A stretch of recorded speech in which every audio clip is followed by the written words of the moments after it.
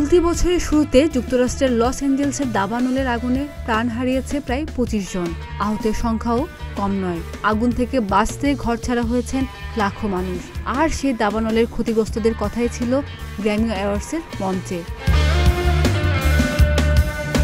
২০২৫-এর Grammy মঞ্চ থেকে দাবানলের জেরে বিধ্বস্ত মানুষগুলিকে উৎসর্গ করে গান গাইলেন লেডি গাগা ও ব্রুনো মামাস এবং পেপসের জনপ্রিয় গান ক্যালিফোর্নিয়ার ডিমেন গানটি ডুয়েট গাইলেন এই দুই হলিউড তারকা। লেডি গাগা ও ব্রুনোর গানের সময় গ্র্যামি অনুষ্ঠানের অডিটোরিয়াম জুড়ে ছিল পিনপনের নিস্তব্ধতা। দাবানলের ক্ষতিগ্রস্তদের আর্থিক সাহায্যের জন্য তহবিল তৈরির পরিকল্পনা করেছে গ্র্যামি কর্তৃপক্ষ।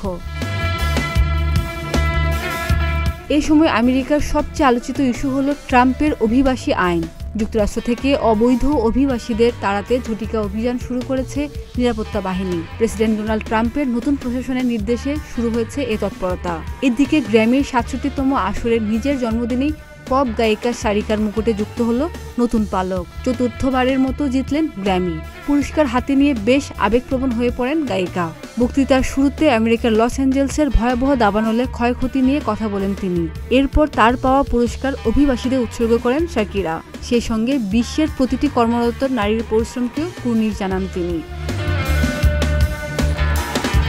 গ্র্যামি অ্যাওয়ার্ডসের মূল উদ্দেশ্য হল সঙ্গীত শিল্পে অসাধারণ অবদান রাখার জন্য শিল্পী, প্রযোজক, ইঞ্জিনিয়ার এবং অন্যান্য পেশাদারদের স্বীকৃতি দেওয়া। গ্র্যামি অ্যাওয়ার্ডসের প্রথম অনুষ্ঠান অনুষ্ঠিত হয় ১৯৫৯ সালে। গ্র্যামি শব্দটি গ্রামোফোন থেকে এসেছে, যা সঙ্গীত রেকর্ডিং এবং প্লেব্যাকের একটি ঐতিহাসিক যন্ত্র। খাদিজা নিপা, প্রতিদিনের বাংলাদেশ।